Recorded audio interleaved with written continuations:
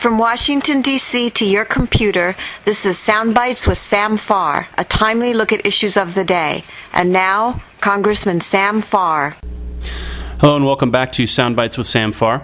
Today, Congressman Farr, I'd like to turn to the oceans. It's long been a specialty of you. Your legislation often points toward the oceans. You've done a lot of work with the oceans. How did you get into that, and what's going on in Washington regarding the oceans this year?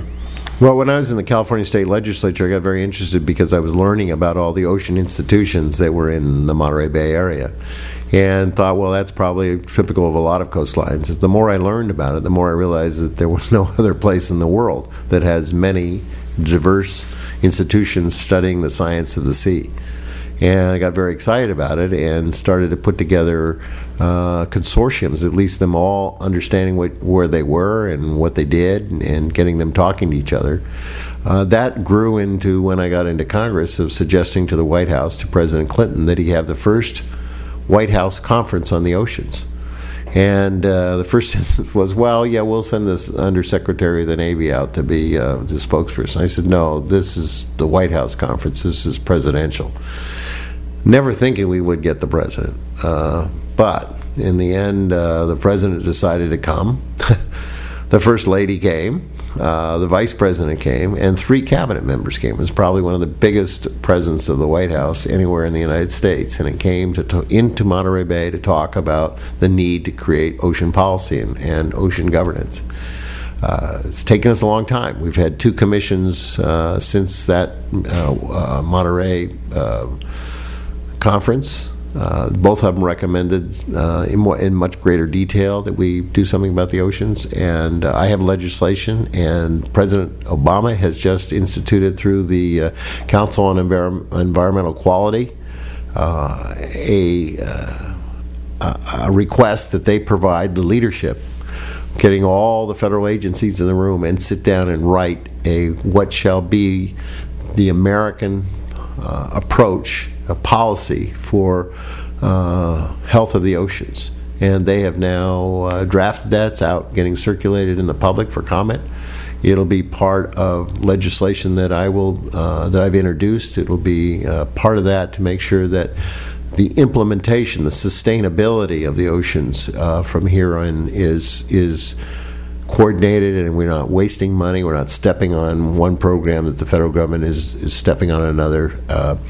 But I think more importantly, what's coming is we see more and more of the west coast of the United States, which is our coast that represents the Pacific Ocean. The Pacific Ocean covers half of the planet. It's big, and it's got a lot in it. And a lot of what it has is along the Pacific coast of California. And because Monterey Bay is so deep and has so much variety of water temperature and variety of flora and fauna, it's one of the richest places in the ocean. So we're going to grow. This is going to be a whole new future of private and public investment in research, in management. Someday we won't be catching all the fish out of the ocean. We'll be raising them in pens, probably on land. Even big fish like tuna. We will be getting pharmaceutical material out of the oceans. We may end up using the energy of the oceans and using that as a clean, renewable energy.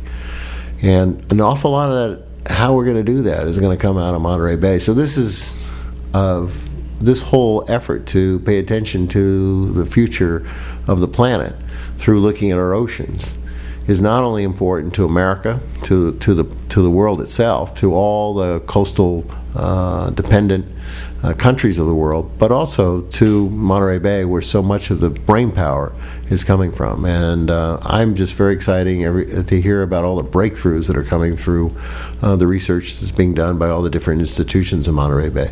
So the bill that I'm authoring, and hopefully we get adopted next year, would really put oceans up there with clean water and clean air as something that we need to be careful about what we dump into and how much we take out of. Great. Thank you, Congressman Farr, for your time.